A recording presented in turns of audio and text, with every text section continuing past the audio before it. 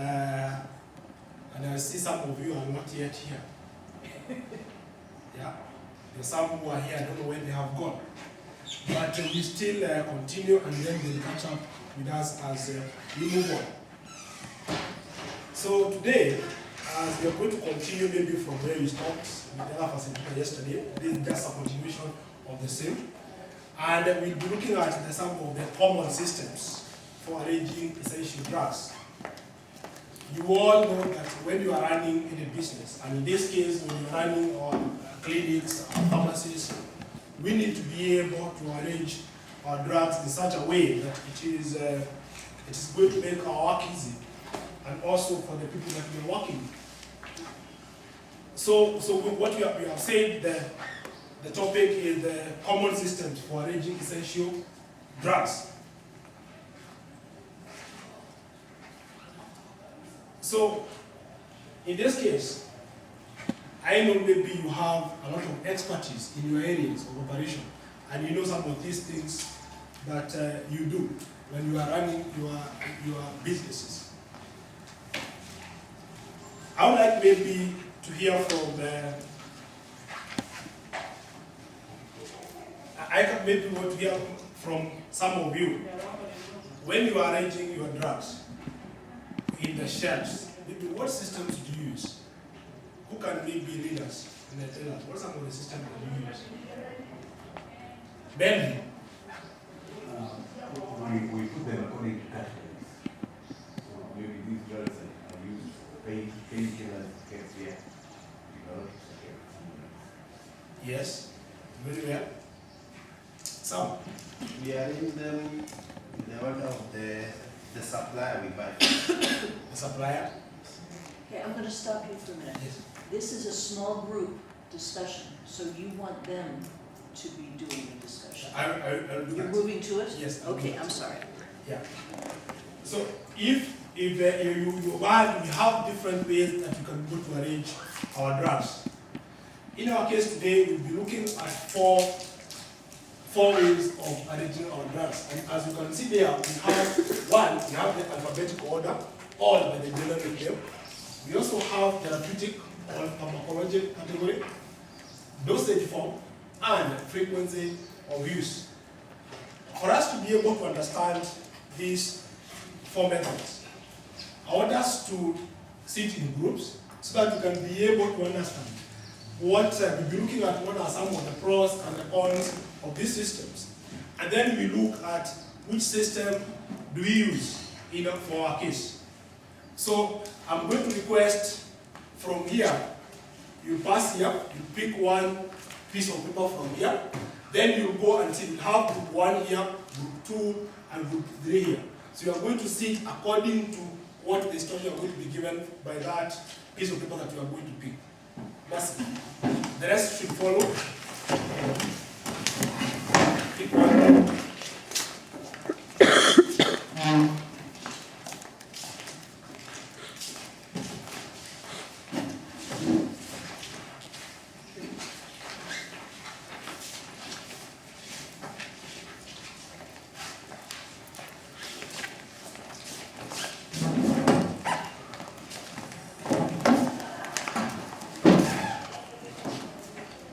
You see number 1 in this table, number 2, number 3.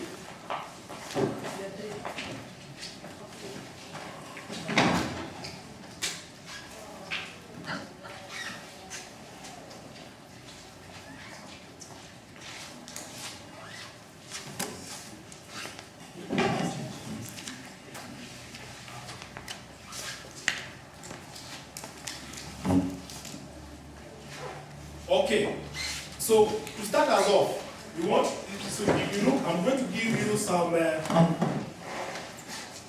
tables here, which you are going to work in groups.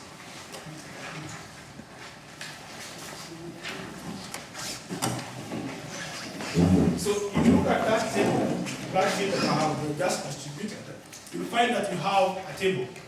And I want us to be able to look what are some of the pros and the consequences of using each of these methods. And then we have another column of my system. I want us to be able to tick which system do we use. Yeah? so that you can go to understand, and at the end of it all, so that you can go to see whether we are using the best. Maybe to start us off, Sam, can you tell us maybe one of the pros of using alphabetical order? It will be easy for any person to be able to pick the drug because they are arranged in alphabetical order, so it's easy. Yes. Joyce, give us one of the consequences of using the alphabetical order. Maybe you get that some tracks that are often maybe last in your arrangement, and it may take long to reach. Oh, very well. So, I think now we are good to go and we understand what we are supposed to be doing. We have 5 minutes to be able to go through this table, and so that you can be able to see. Let's put them down, the pros and the cons. You can have maybe like 3 of each. Yeah, so you have 5 minutes to do that. If you need any clarifications, I'm here to assist. We can be able to deliver it. So we'll go, each group will give us at least 2. Yeah, so we can have, or go 1, 1, 1. Let's have 1. And we can start with group number 1. Can you tell us maybe one of the pros of the alphabetical order? It is chronological, meaning therefore systematic. Yes. Good. Group number 2. Easy to retrieve. Easy to retrieve.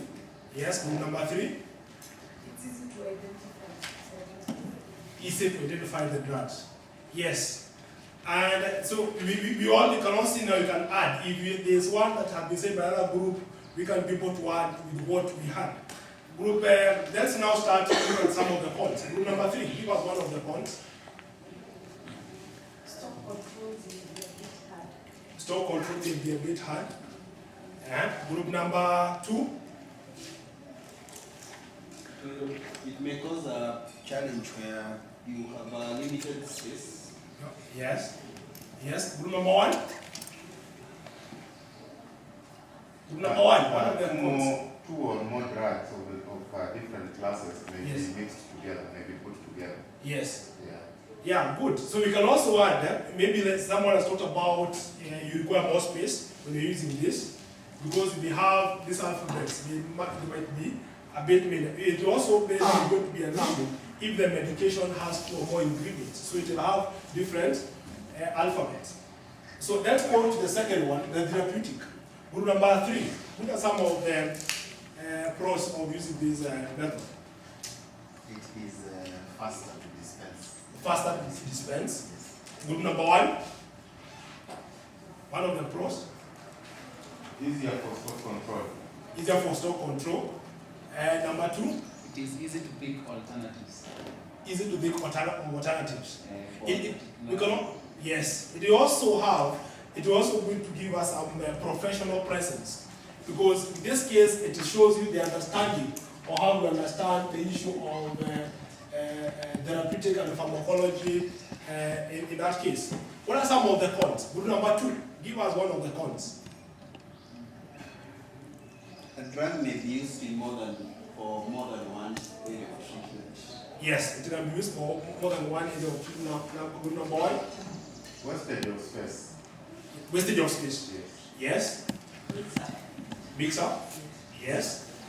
And so we also say that we also say that the storekeeper or whoever is managing this, they need to have a lot of knowledge so that they can be able to understand all these issues. Then we have the dosage form. What are some of the pros? Number 3. Number 3. Prevents wrong administration. Prevents wrong administration. Number 1. Number 1. Reduces dispensing time. Number 2. It is easy for interns and new medical practitioners to retrieve the medicine. Yes. So we all agree that it becomes easy to track. And what are some of the cons? Group number 2. It requires an expert. It requires, as a pharmacist to do the classification. yes, it requires an expert. And in group number 1, we can have Vincent.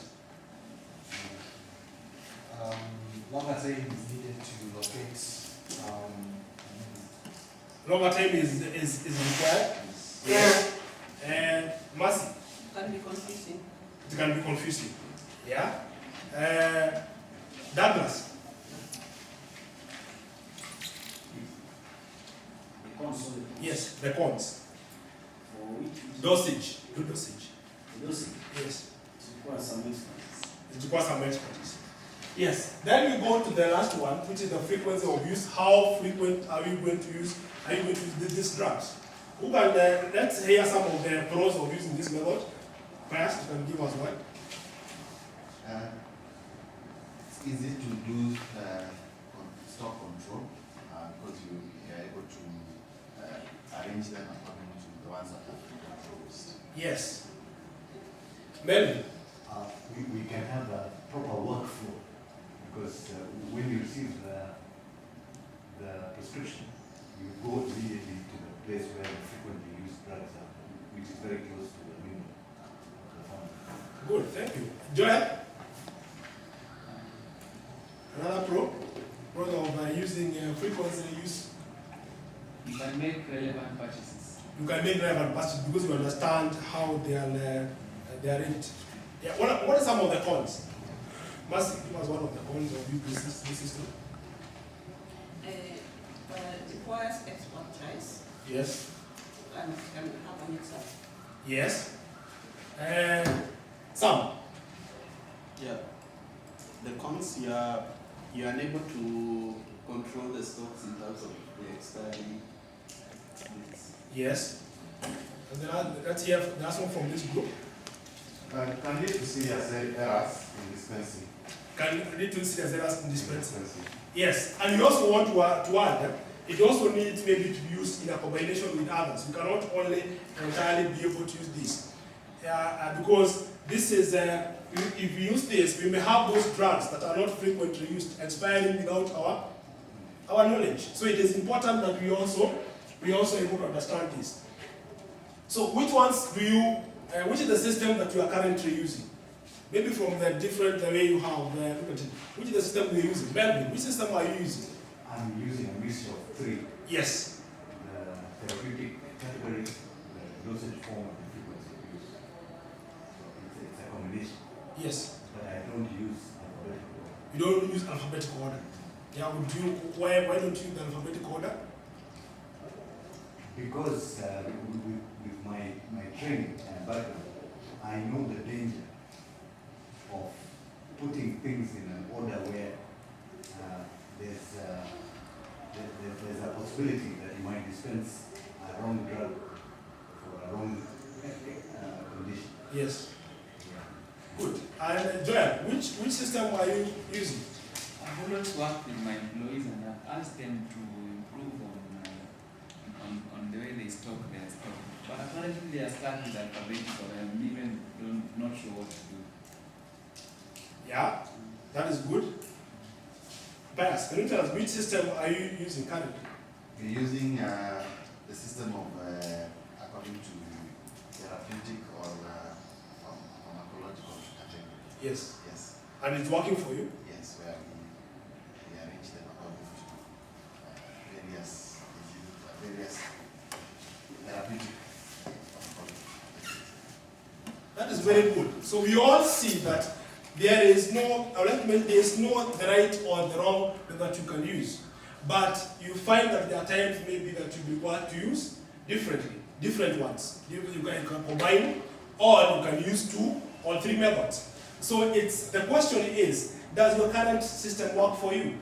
Yeah, if it does, then it means that maybe that you can continue using that. If maybe it has issues, now this is the time that you start thinking about it and see which is the best, or how can you be able to combine the methods that we have discussed.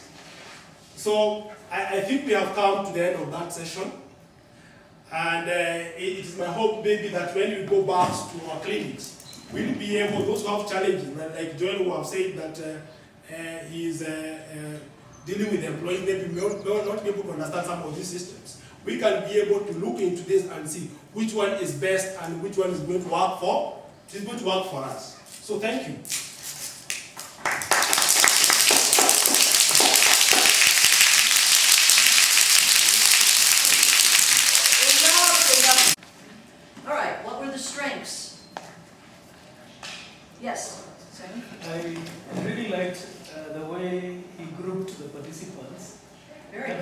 style was very unique and I thought it was excellent. I like that too, I've never seen that, that was really. Other strengths? Yes. He was very valuable in contest. Uh-huh. Other strengths? He was confident. Describing person. Yeah, that's a hard place to be. More strengths? Here, the instructions are very clear.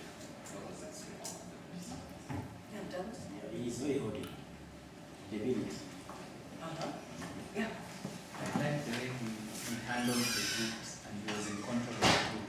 And even saying 2 minutes remaining, 1 minute, keep track. Yeah? He had group control and he had established a call with the participants, calling them by name. Any other strengths? Okay, yeah, I thought it was a very clever way to create the group. He started by modeling what he wanted you to do. You know, so can somebody start us off? What would be a pro, what would be a con, which is very helpful. Giving the time limits for the group activities, telling you when you had 1 minute left. Check to see if the groups were ready.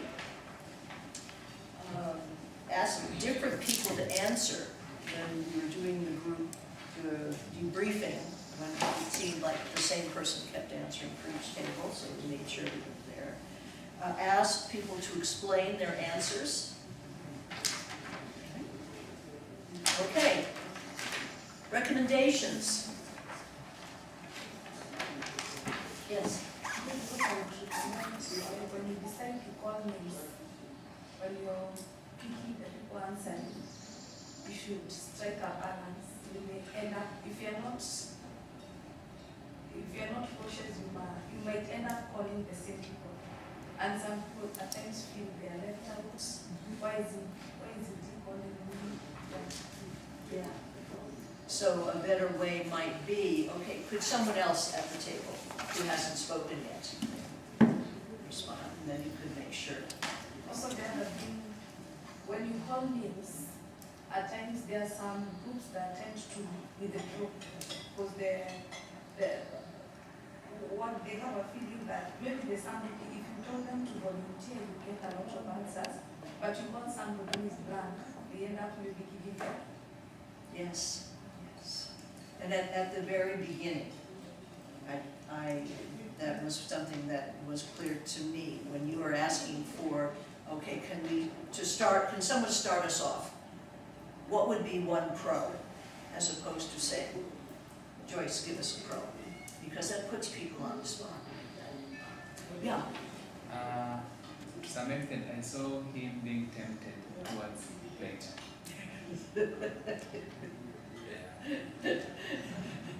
Did you feel that? Could you? I think I don't see a situation where I did it, but if I tried to do it, maybe I was maybe trying to go back on the distance, because there was not even maybe a chance for me to do the lessons. I don't think I had maybe that figure. If it was something that I'm well versed in, maybe I would have some tendency of doing it lecture. But this one maybe eventually the pharmacology and like, if I wanted to, I would have been. Could have converted more, maybe what came up. When you feel like explaining what you said, when you feel like explaining a point, convert it into a question. Yeah. I felt that in the beginning, yes, maybe to answer questions to his own mind, he was trying to he over-explained. Because you were trying to explain to yourself. Yes. And I can also say this, maybe he was conscious, and at the same time, constrained of time, and therefore he forgot to invite questions at the end. Yes. And I think besides failing to or forgetting to invite questions at the end, I know you forgot. Yeah, I forgot that. Yeah. Because I know you are prepared for that. You just forgot. Those categories: therapeutic, pharmacological. I don't know whether it would have helped for him to check that everybody understands in the beginning before we get into determining the pros and cons. Uh-huh. I had thought about that, even when I was looking at this, but then I thought if I get to that discussion and because of the time that we had, I maybe to have eaten on much of the time. So that's where I wanted maybe to assume that we are doctors and we are technicians, so we understand this. But I get what you say, that it is important to check that people understand what you're telling them to come up with the pros and cons of some of those. And I do think that, I'm sure, that in the materials, there is a definition of them before we get to this activity. Yes. That's a very good point. Yeah. He's answered the question I wanted to ask you. Why are you conscious of time? Because at some point it just come out, you really guided us up to the point that you didn't even actually get our response. Because it got to a point, it's you asking, I answered, go to the next person. I thought, because we had gone through some discussion, we should have at least gotten a lot of information from us. Because we got to a point whereby now it's you guiding us.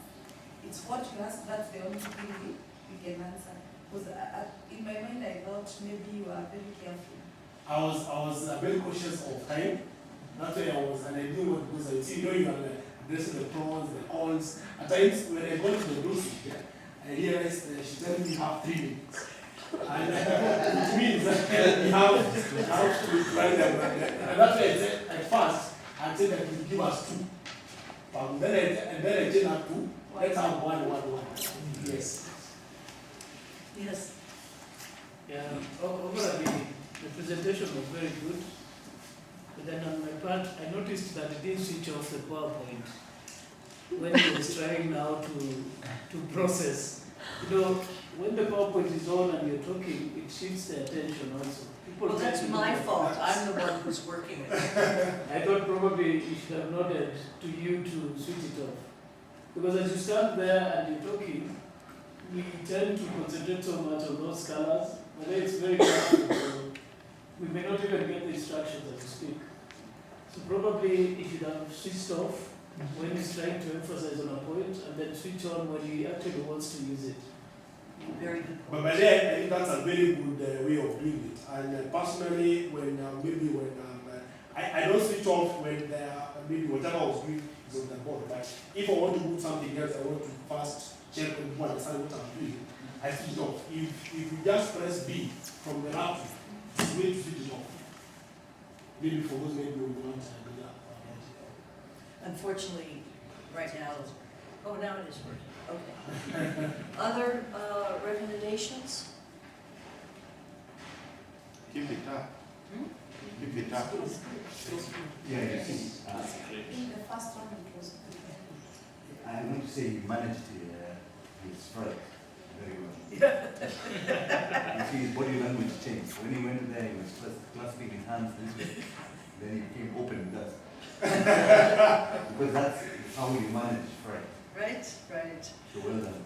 I was a bit worried when I was starting, because I was, you talk about some of these things. I knew maybe Melvin and Walter maybe would have graded this in terms of these medical experts. But now you have to see where you may not be able to bring out a lot from some of these things. So I was a bit worried that you might end up taking more time, even if it was going. But they didn't do that. My feedback, it's all right to smile. Yes. I was listening. You were very stern, and that's not you normally, right? So that I wasn't even sure if you had established rapport. Yes.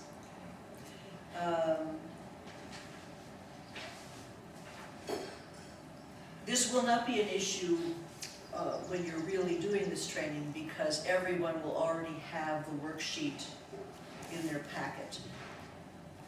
When you're having people do a small group activity, every participant should have a copy, because they're making their own notes. The whole idea of having the worksheets is that later they can go back and review it. And if you only have one person compiling the feedback, there's a problem with that. They don't have that option.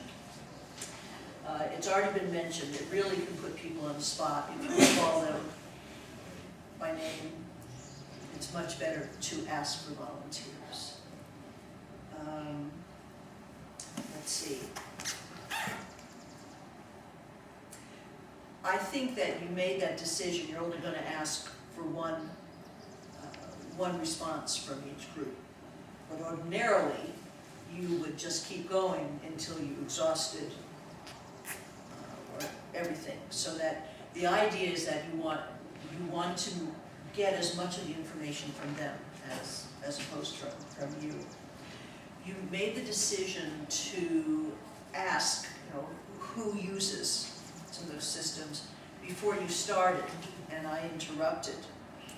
One, I thought you were turning it into a large group discussion. Two, you were jumping the gun. Because then those people don't have a conversation afterwards. If you're running out of time by the time you get to the, and you can adjust things, of course, and you'll have more time than 10 minutes to do this, definitely. But if you're running out of time, then when you got to the point of, okay, so who uses the alphabetic system? Have people raise their hand.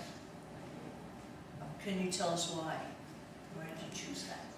And you could go down there as opposed to asking each person.